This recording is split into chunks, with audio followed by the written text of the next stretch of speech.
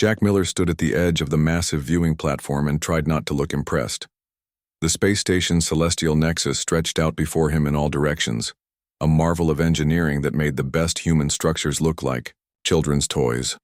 Bright lights in every color imaginable reflected off polished surfaces. Strange sounds and smells mixed together as thousands of beings from hundreds of worlds moved through the grand halls. Jack shifted his weight, feeling the slight mechanical hum of his cybernetic legs adjusting to keep him balanced. He had been standing in the same spot for nearly an hour, watching the opening ceremony of the 127th Galactic Tournament from a distance. The rest of Earth's delegation had pushed forward for better views, eager to make connections with the advanced species who largely ignored humanity as the newcomers to galactic society.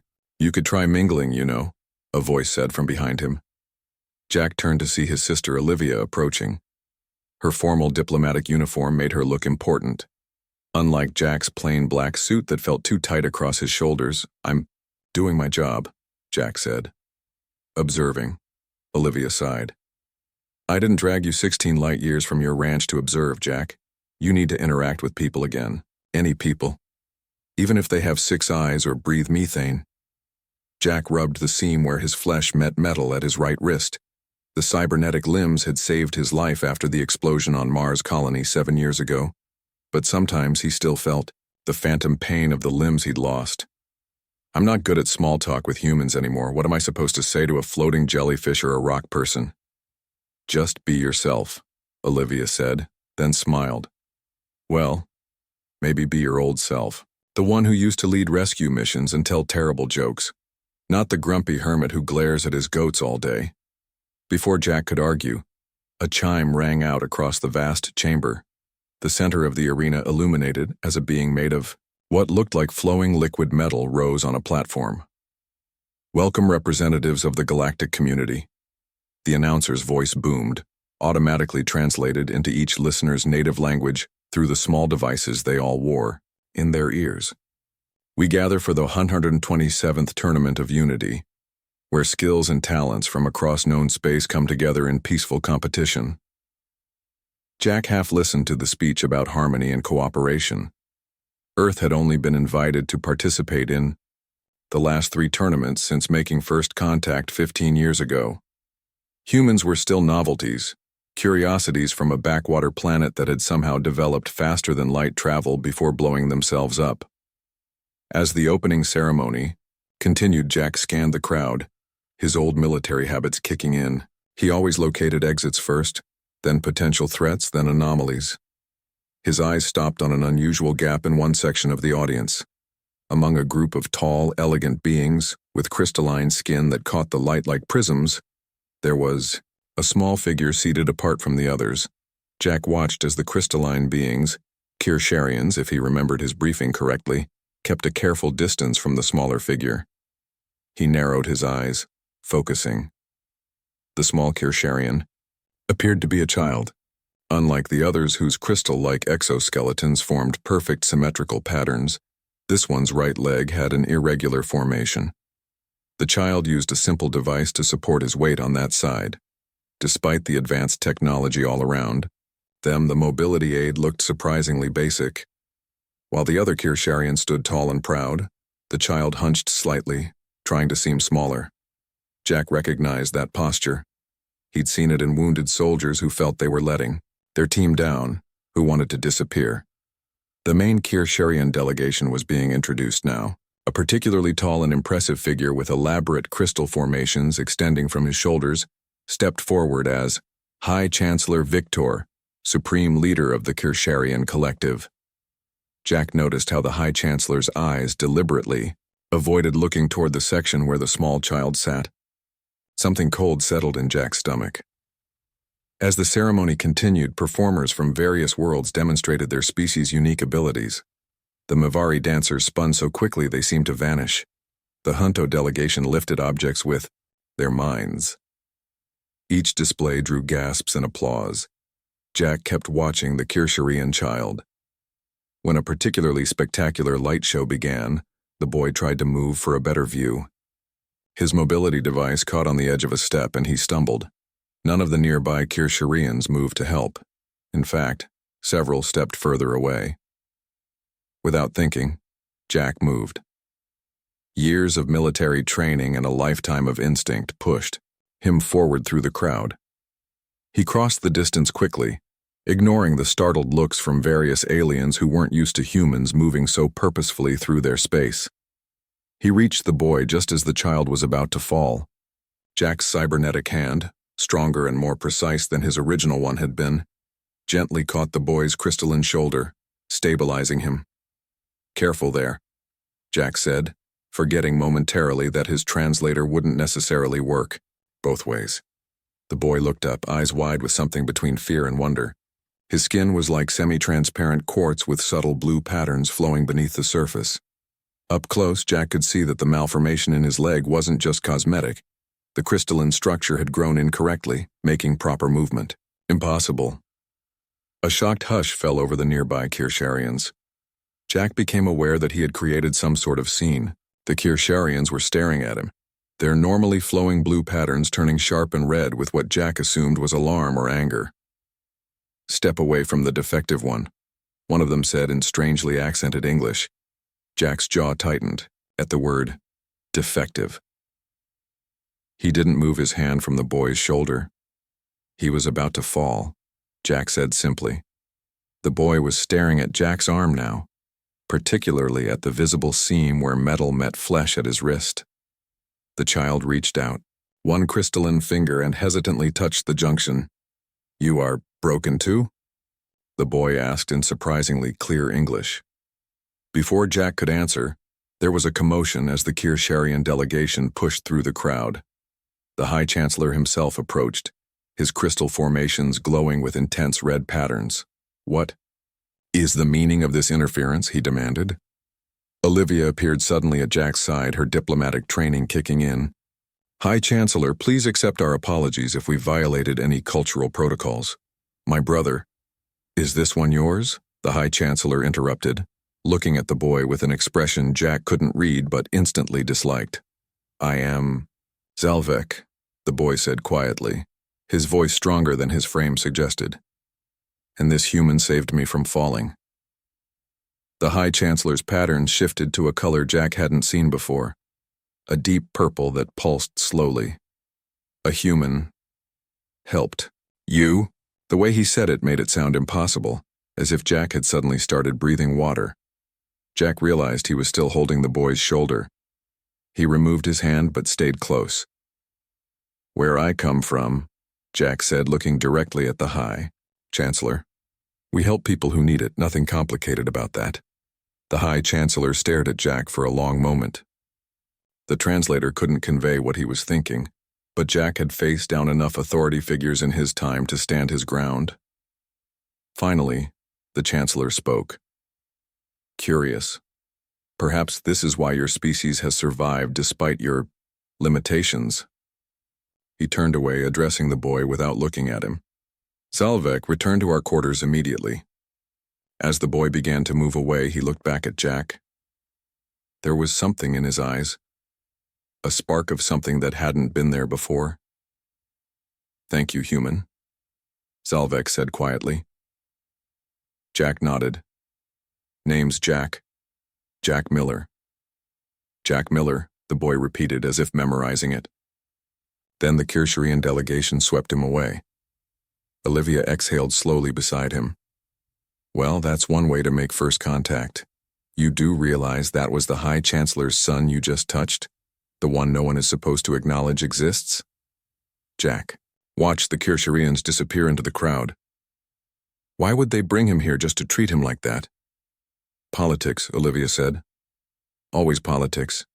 But you might have just started an interstellar incident with your good deed." Jack wasn't listening anymore.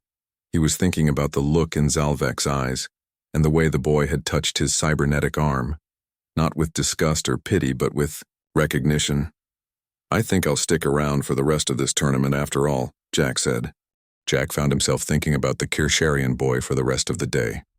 That night, in the quarters assigned to the Earth delegation, Olivia gave him more information during dinner. The Kirsharians value physical perfection above almost everything else, she explained, moving food around on her plate. Their crystal structures aren't just for show. The patterns conduct energy and information, almost like a visible nervous system. So the boy's leg isn't just different looking, Jack said. It actually affects how he functions. Olivia nodded. Yes, but that's not why they treat him that way. They have technology that could help him. They choose not to use it. Jack's fork stopped halfway to his mouth.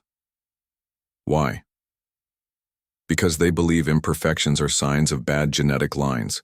Their society is based on a kind of crystal purity. Anyone born with defects is usually... She trailed off. Usually what? Jack pressed. Hidden away. Or worse. The fact that Zalvek is even here is causing quite a stir among the other delegations. No one expected the High Chancellor to bring his imperfect son to the tournament. Jack put his fork down, his appetite gone. That's why he sits apart from everyone. It's more complicated than that, Olivia said. The High Chancellor bringing him is actually seen as a political statement. Some think he's becoming more progressive. Others think he's trying to show he has nothing to hide. What you did today by touching him, I stopped him from falling, Jack interrupted. Yes, but to them, you acknowledged him as worthy of help. That's not how their culture works. Jack thought about this as he flexed his cybernetic hand, watching the metal joints move smoothly. On Earth, I'm considered damaged goods. Here, with my metal parts, I'm just another weird alien. But that kid is treated like he's invisible by his own people. Olivia looked at her brother carefully. What are you thinking, Jack? Nothing yet, he said. Just wondering what events are scheduled for tomorrow. The next morning, Jack explored the enormous space station. The tournament had officially begun, with competitions happening in various locations. Jack found himself watching a demonstration of mental abilities by the Volari, beings that looked like tall, thin humans except for their silver skin and large eyes. The Volari moved objects with their minds, creating beautiful patterns in the air. The audience was captivated. Jack scanned the crowd and spotted Zalvek sitting at the very edge of the Kirsharian section, again separated from the others. As the demonstration ended, the crowds began to move toward the next event. Jack made his way through the various aliens until he reached the boy. Hello again, Jack said, stopping a respectful distance away. Zalvek looked up in surprise, then quickly around him to see if any other Kirsharians were watching. Hello, Jack Miller, he said quietly. Just Jack is fine, he said. Are you enjoying the tournament? Zalvek's crystal patterns shifted slightly, turning a soft blue. Yes, I have never been allowed to attend before. Jack noticed the boy's mobility. To Vice again, it was little more than a metal rod with a support brace, nothing like the advanced technology he'd seen throughout the station. Mind if I ask about that? Jack pointed to the device. My support? Zalvek seemed surprised by the question. It allows me to walk when my primary support crystals cannot correctly channel my energy. Seems pretty basic compared to everything else around here, Jack observed. Advanced aids are not given to... Zalvek stopped himself. They are not considered necessary for me. Jack felt a familiar anger building. He pushed it down and instead held out his cybernetic arm, pulling back his sleeve to reveal more of the metal and composite materials. On my planet, I was a soldier. There was a battle and I was badly hurt. I lost both legs and my right arm. These replacements helped me walk and function. Zalvek stared at the arm with open fascination. Your people fixed you, made you whole, again. They did their best, Jack said. The technology isn't perfect. Sometimes it hurts where the machine parts connect to my body. Sometimes the parts don't work exactly right, but they're better than nothing. And your people, they do not mind that you are... Zalvek searched for the right word. Different? Jack offered. Some do. Some don't. I mind sometimes. Yet you are here, representing your planet. Jack smiled slightly. My sister dragged me here. I mostly stay at home with my animals. Why? Zalvek asked. Jack hadn't expected the question. I guess because it's easier than dealing with people who see me as broken. Zalvek's patterns shifted to a deeper blue. We are the same then. Before, Jack could respond. A tall Kirsharian approached. He was not the High Chancellor, but his crystal formations marked him as important. "Young Lord, you are required elsewhere," the Kirsharian said, pointedly ignoring Jack. Zalvek's patterns dulled immediately, returning to the muted colors Jack had first seen. "Yes, Mentor Kirval." He stood with difficulty. Jack stood too. "Maybe I'll see you at another event." The Kirsharian named Kirval finally acknowledged Jack with a cold stare. "The young lord's schedule is quite full. He has studies to complete." "I like learning about other species," Jack said, looking directly at Zalvek, especially their technology. "I find it fascinating what different worlds have developed." Something flickered in Zalvek's eyes. Understanding. "Perhaps we will meet again, Jack of Earth. I too am interested in technology." As Zalvek was led away, the boy glanced back once. Jack gave him a small nod. Later that afternoon, Jack sought out Olivia, who was deep in conversation with representatives from 3 different planets. "I need information," he said when she was finally free. "About what?" she asked. "Kirsharian education practices, how they train their engineers, and I need to know if there are any technology competitions in this tournament." Olivia looked suspicious. "There's an engineering challenge tomorrow. Teams have to solve different problems using their species' technology." "Why?" "Just curious," Jack said.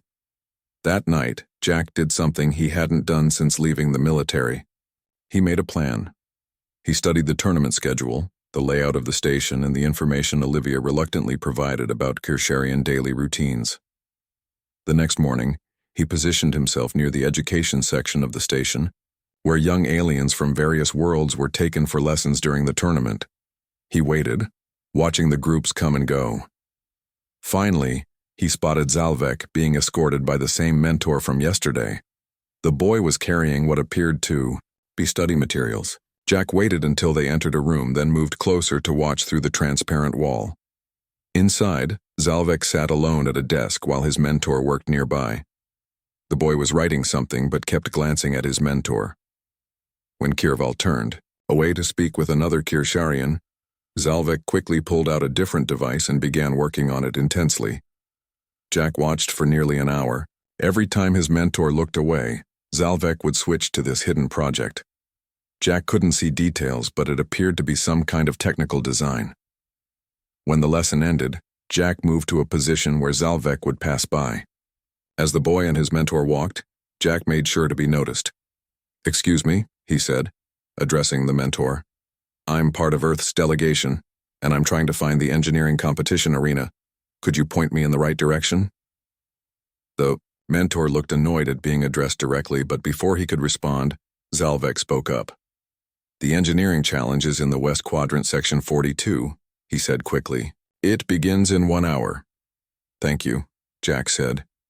He looked directly at Zalvek. "Will your people be competing?" "The Kirsharian Collective always competes in technical challenges," the mentor said stiffly. "I'll look forward to seeing their work," Jack said. He nodded to Zalvek. "All their work." As they walked away, Jack saw Zalvek touch a small device hidden under his study materials. The boy had understood his message perfectly. The engineering challenge was held in a vast circular arena. Teams from 20 different species prepared at stations around the edge. Each team had 5 members, all working together to solve a complex problem using only their own technology. Jack found Earth's team setting up their equipment. They looked nervous. The team leader, Sam Kelly, was a brilliant engineer from the Mars colony. He nodded at Jack. "Come to watch us get crushed?" Sam asked, only half joking. "That bad?" Jack asked. Sam gestured around the arena. "The Volari can move things with their minds. The Junto can see energy patterns we can't even detect, and the Kirsharians." He pointed to where the crystal beings were setting up. "Their technology is at least 200 years ahead of ours." Jack watched the Kirsharian team. They were unloading crystal devices that glowed with complex patterns. "What's the challenge?" "Each team gets the same broken device," Sam explained, pointing to a sealed container in the center of their station. "We have to fix it using only our own technology. The judges score based on efficiency, creativity, and function. Has Earth ever won? Jack asked. Sam laughed. We've never even placed in the top 10. But just being invited is considered an honor. Jack looked around the arena until he spotted Zalvek. The boy was sitting in the viewing area with other young Kirsharians, but again separated from them. He was watching the Kirsharian team with intense interest. Jack moved closer to Earth's team. Mind if I stick around for a while? He asked Sam. Sure, we could use the moral support. A signal sounded, and the challenge began. All teams opened, their containers to reveal identical devices. Jack couldn't tell what the machines were supposed to do.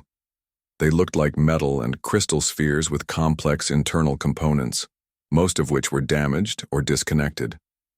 The Kirsharian team immediately began analyzing their sphere with crystal tools.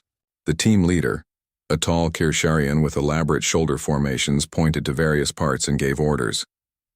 They worked with impressive speed and confidence. Earth's team struggled more. They used scanners and computers to analyze the device, but progress was slow. After 30 minutes, most species had made significant progress. Earth's team had barely started repairs.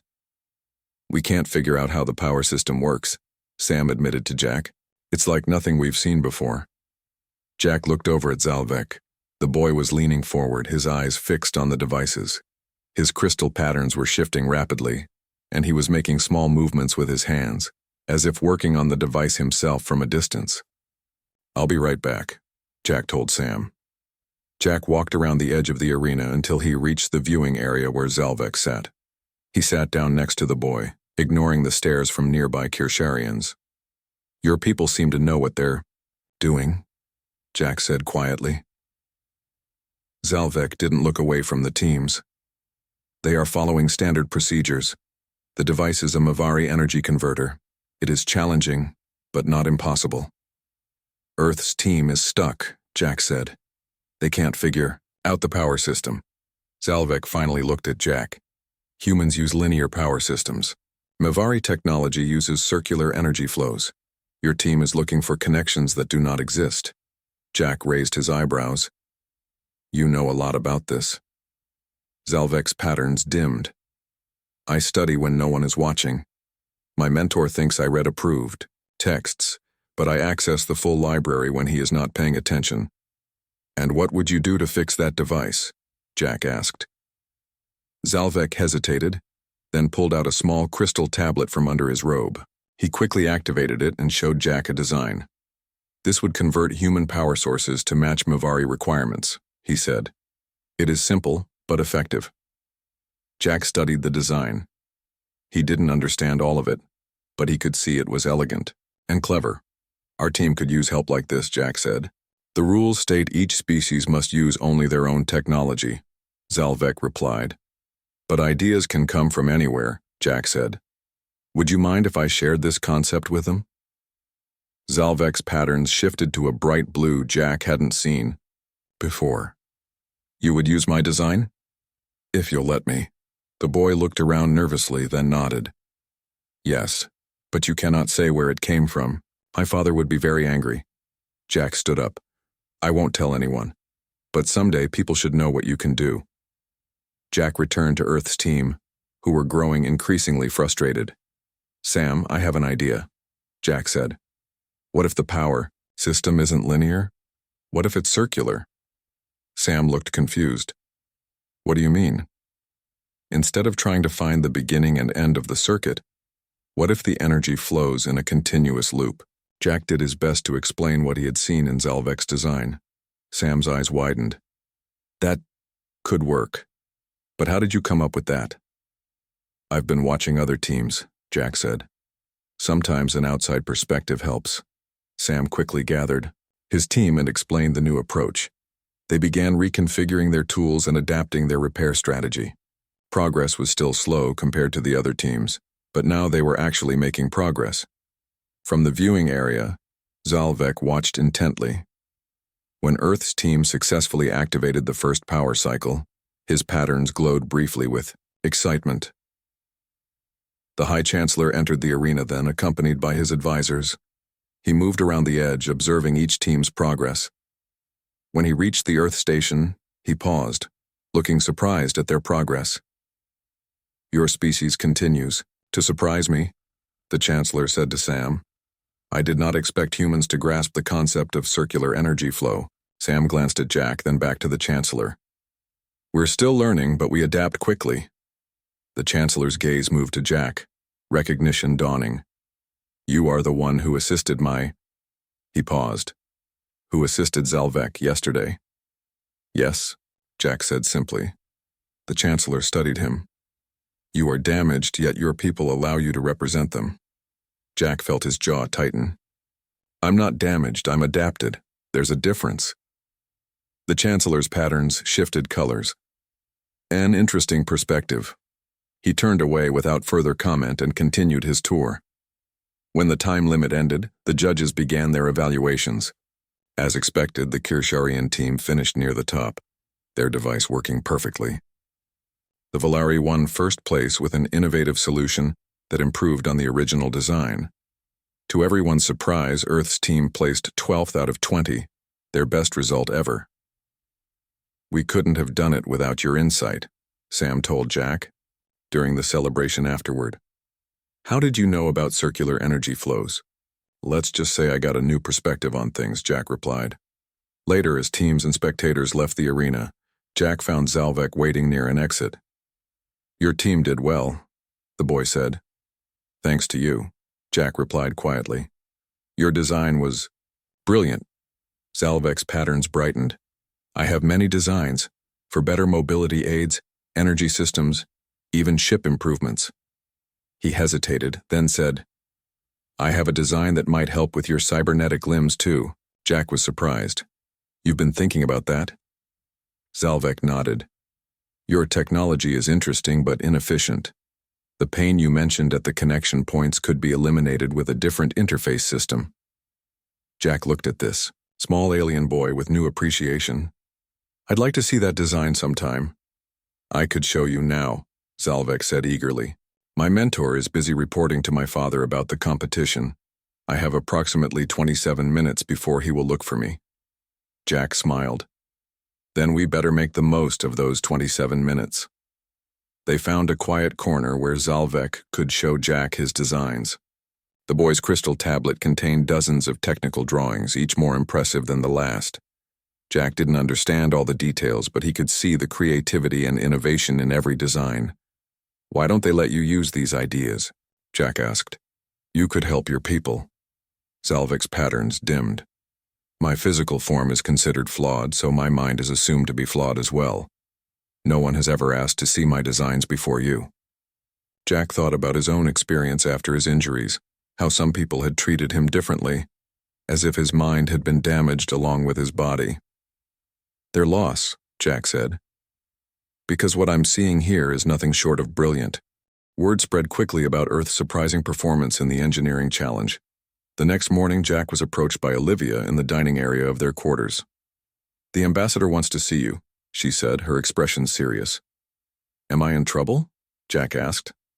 "Not exactly, but people are asking questions about how our team suddenly understood Mavari technology." Jack followed Olivia to a conference room where Ambassador Patel waited with Sam and the rest of Earth's engineering team.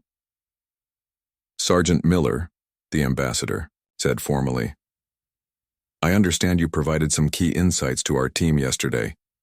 Jack stood straight, falling back on his military training. "Yes, sir. I observed the other teams and noticed a pattern." The ambassador studied him.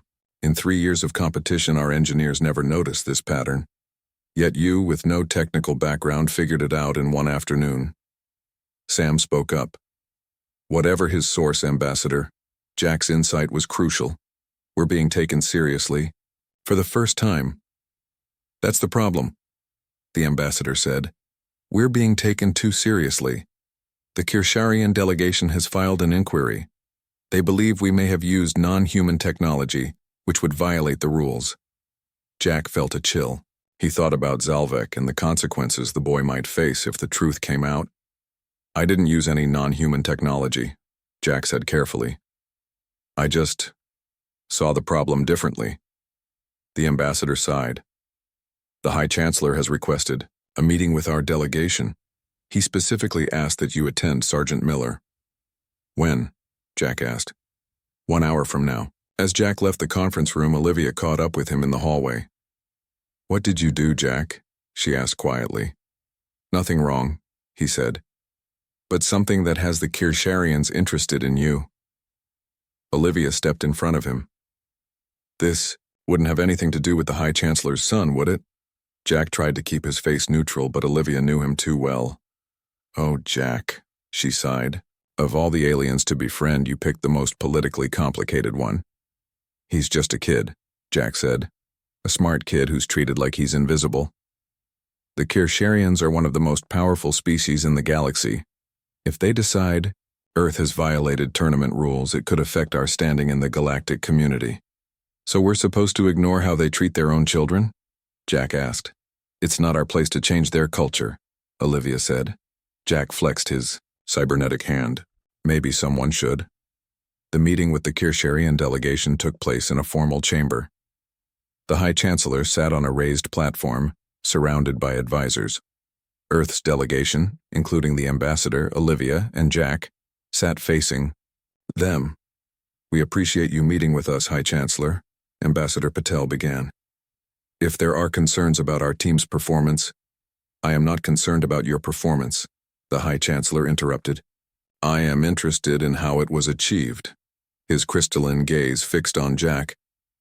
Your team's approach used concepts that are not typical of human engineering. The solution remarkably resembled Kirsharian methodology. Jack met the Chancellor's gaze, steadily. Great minds think alike, he said. The Chancellor's patterns shifted color. Indeed. Which is why I find it curious that a human with no engineering background provided this insight. I observe things, Jack said. It's what I was trained to do as a soldier. Your observations are unusually precise, the Chancellor said. Almost as if you had guidance. The tension in the room grew.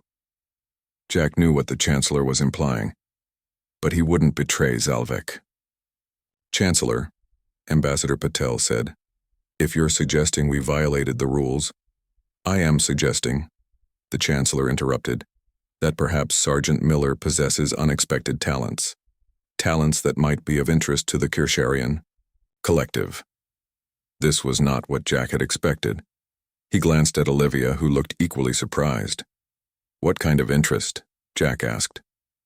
We are hosting a special demonstration tomorrow, the Chancellor said. Selected innovators from various species will present their work to the tournament judges. I would like you to participate. Me?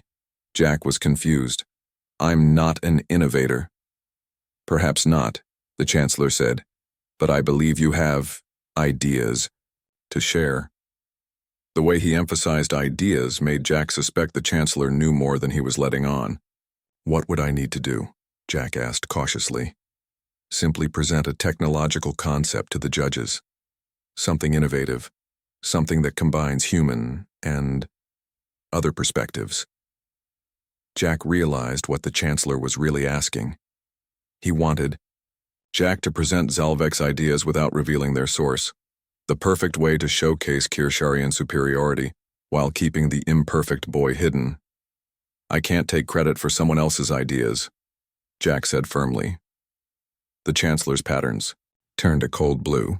I'm offering you an opportunity, Sergeant Miller, one that could benefit Earth's standing considerably. Ambassador Patel leaned forward. We appreciate the invitation, Chancellor. Could we have some time to discuss it? Of course, the Chancellor said. But understand that refusal would be disappointing. As Earth's delegation left the chamber, Ambassador Patel turned to Jack. What was that about? What ideas is he talking about? I need to speak with someone first, Jack said. Then I'll explain everything. Jack spent the next hour searching for Zalvek. He finally found the boy in a quiet corner of the educational section working on his tablet. Your father thinks I stole your ideas, Jack said without preamble. Zalvek's patterns flickered with alarm. He knows? Not exactly, but he wants me to present innovative ideas at a demonstration tomorrow. I think he suspects I got help from a Kirsharian, but he doesn't know it was you." "You cannot do this," Zalvek said, his patterns dimming. "If my father learns I shared our technology with an outsider, I won't take credit for your work," Jack said. "That's why I'm here. I want to help you present your own ideas." Zalvek's patterns flashed with something like fear. "That is not possible. I am not permitted to participate in such events." "Why not? They're your ideas. You should get credit for them." "You do not understand our ways," Zalvek said. "Those with flawed forms are not allowed to represent the collective." Jack sat down beside the boy. On Earth long ago, people with different abilities were treated the same way, hidden away, kept out of sight. But things changed. People fought for the right to be seen, to contribute. "How?" Zalvek asked. "They proved their worth. They showed that different doesn't mean less." Jack tapped his cybernetic leg. "I had to prove I was still useful after my injuries. It wasn't easy, but I did it." Zalvek was quiet for a moment. "My designs are good. I know they are. But no one will ever see them. Unless you show them," Jack said. "My father would never allow it." "Maybe he needs to be challenged," Jack said. "Maybe all the Kirsharians do." Zalvek's patterns shifted to a color Jack hadn't seen before, a deep, determined purple. "What do you suggest?" Jack smiled. "I have an idea, but I'll need your help, and it might get us both in trouble." "Will it be dangerous?" Zalvek asked. "Not physically dangerous," Jack said, "but it will definitely cause a scene." For the first time, Zalvek's crystal features formed what Jack recognized as a smile. "I have spent my life being invisible, Jack Miller," the boy said. "Perhaps it is time to be seen." Together, they began to plan. Jack explained what they would need, and Zalvek began designing immediately. As the boy worked, his crystal patterns glowed brighter than Jack had ever seen them. Later, when Jack returned to Earth's quarters, he found Olivia waiting. "The ambassador is furious," she said. "He thinks you're hiding something." "I am," Jack admitted. "But not for long. Tomorrow everything changes." "What are you planning?" Olivia asked, concerned. Jack thought about Zalvek, about the boy's brilliant mind trapped in a society that refused to see past his physical difference. "A long, overdue introduction," Jack said. The demonstration hall was filled with representatives from every species at the tournament. Important officials, engineers, and scientists gathered to see new technological innovations. The Earth delegation sat in the front row, with Ambassador Patel looking nervous and Olivia watching Jack carefully. "Whatever you're planning," she whispered, "I hope it's worth the potential diplomatic incident." Jack nodded. "It is." The High Chancellor opened the event with a formal speech about innovation and cooperation among species. As he spoke, Jack slipped away from the Earth delegation and moved toward the back entrance of the hall. "Our first presenter," the Chancellor announced, "will be Sergeant Jack Miller of Earth, who will share an interesting concept that combines multiple technological approaches." There was polite applause as everyone looked toward the Earth section. The Chancellor's patterns shifted when he realized Jack wasn't there. "Sergeant Miller," he called. The side door opened, and Jack entered. But he wasn't alone. Beside him, using a new mobility device that looked far more advanced than his previous one, was Zalvek. A shocked murmur spread through the audience. The Kirsharian delegates' patterns flashed with alarm. The High Chancellor froze, his own patterns turning a dark, angry red. "What is the meaning of this?" he demanded. Jack stepped forward. "High Chancellor, honored judges, representatives of the galactic community. I was invited to present innovative ideas today, but they are not my ideas to present." He gestured to Zalvek, who moved forward with more confidence than Jack had ever seen in him. "This is Zalvek, son of High Chancellor Victor of the Kirsharian Collective. He is the true innovator I wish to introduce to you today." The Chancellor's voice cut through the hall. "This is inappropriate. The boy cannot—" "With respect, Chancellor," Jack interrupted. "I believe your son has something important to show everyone." Before the Chancellor could respond, Zalvek stepped forward and activated a holographic projector. Above the stage, a three-dimensional image appeared, a detailed technical design for an advanced mobility device. "This is my design," Zalvek said, his voice small but clear. "It adapts Kirsharian crystal technology to work with damaged crystal formations. It allows full mobility without pain or limitation." The audience was silent, staring at the design. Even to non-technical observers, the elegance of the solution was apparent. Zalvek continued, gaining confidence. "I have also developed improvements for energy systems, communication devices, and medical technology." More designs appeared above him, each more impressive than the last. One of the judges, a Valari with silver skin, leaned forward. "Young Kirsharian, these designs show remarkable innovation. How long have you been developing them?" "Since I was very young," Zalvek replied. "I have never been permitted to share them before." The judge looked confused. "Why not?" "Your people value technological advancement highly." Before Zalvek could answer, the High Chancellor stepped forward. "This demonstration is over," he said, firmly. "Zalvek, return to our quarters immediately." Jack moved beside the boy. "Chancellor, your son has just shown designs that impressed even the Valari. Are you really going to silence him because of a physical difference he was born with?" The Chancellor's patterns pulsed with anger. "You do not understand our ways, human. This is not your concern." "Maybe it should be everyone's concern," Jack said, raising his voice so the entire hall could hear. "When brilliant minds are silenced because their bodies don't fit some ideal." He rolled up his sleeve, revealing the full extent of his cybernetic arm. "On my planet, I'm considered damaged. Incomplete, but my people still value what I can contribute. They found ways to help me continue serving, not hide me away." The hall was completely silent now. Jack turned to address the wider audience. "Look at these designs," he said, gesturing to the holograms still floating above. "They came from a mind that the Kirsharians consider as flawed as his body. What other brilliant ideas are being lost because of this kind of thinking?" A different Kirsharian stepped forward, an elderly one with complex, intricate crystal patterns. "The human speaks truth that many of us have been afraid to voice." The High Chancellor turned in surprise. "Elder Virkon, you cannot support this disruption." "I can and I do," the elder said. "For too long we have discarded those born with different patterns. My own daughter was sent away for a minor crystal variation. I never saw her again." Other Kirsharians in the audience began to murmur. Jack realized that this was not just about Zalvek anymore. Something bigger was happening. The High Chancellor looked around, seeing the mood of the room shifting.